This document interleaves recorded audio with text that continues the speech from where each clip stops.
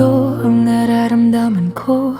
Bakit ang bigat ng bawat paghinga ko? Hindi ko maintindihan kung saan ako nagkamali. Bakit sa ganitong pagsubok ako napadpad muli? Hindi ko naman iniling ang ganitong sakit. Hindi ko inakalang puso ko'y mapupunit. Tahimik akong umiiyak sa isang sulok habang pilit kong tinatago ang bigat na aking pasan. Pinipili kong manahimik kahit may gustong sabihin, dahil bawat masasakit na salita'y ayokong dalhin, lalo na kapag galing sa taong mahalaga sa'kin. Mga salitang kahit lumipas ang panahon ay nananatili pa rin. Bakit ako, Panginoon? Bakit dito ako dinala ng panahon? Kung kaya ko man, napapagod din ako. May hangganan din ang pusong laging lumalaban. Kung wala akong masabihan, ikaw ang aking tawagan. Kapag ang luha ko'y wala nang mapaglagyan, yakapin mo ako sa gitna ng dilim at ipaalala mong may dahilan pa para magpatuloy sa buhay kong ito. Maraming beses kong gustong ipaglaban ng sarili, ngunit nauunahan ako ng takot na muli nilang saktan. Kaya nananahimik kahit ako'y nasasaktan.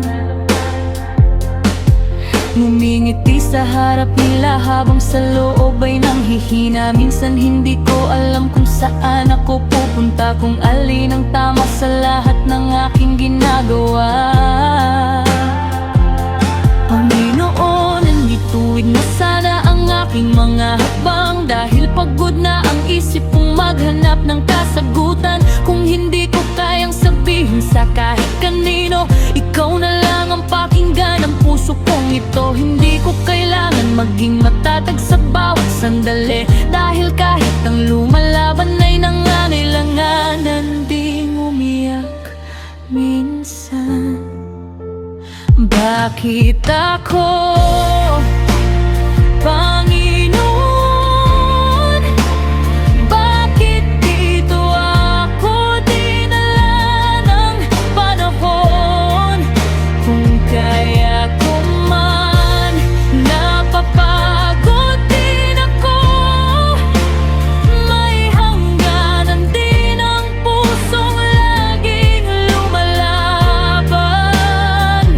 Kung wala akong masabihan, ikaw ang aking tawagan. Kapag ang luha ko'y wala nang mapaglagyan, yakapin mo ako sa gitna ng dilim at ipaalala mong may dahilan ka para magpatuloy sa buhay kong ito.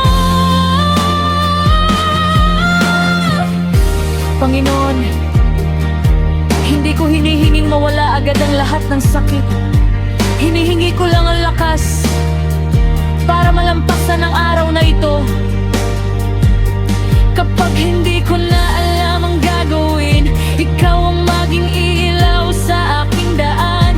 Kapag pakiramdam ko'y mag-isa ako, ipadama mo sa akin na may mga kamay na maaari kong hawakan at mapagkakatiwalaan. At kung hindi ko kayang magsalita, tulungan mo akong makahanap ng taong makikinig, dahil ayoko nang sarilinin ng lahat. Gusto kong mabuhay, gusto kong gumaling, gusto kong makita kung ano pa ang naghihintay sa bukas. Bakit ako, Panginoon?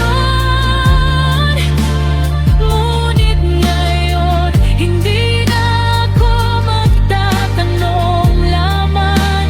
Hahawakan ko ang kamay mong iniabot, kahit nanginginig, kahit luha'y patuloy na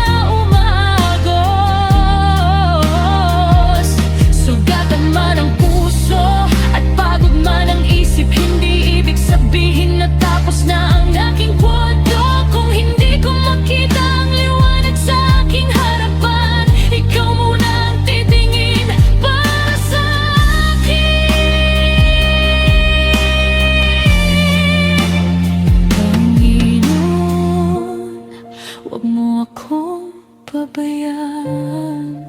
Kapag mahina ako, ikaw ang maging lakas ko. Kapag umiiyak ako, ikaw ang maging pahinga ko.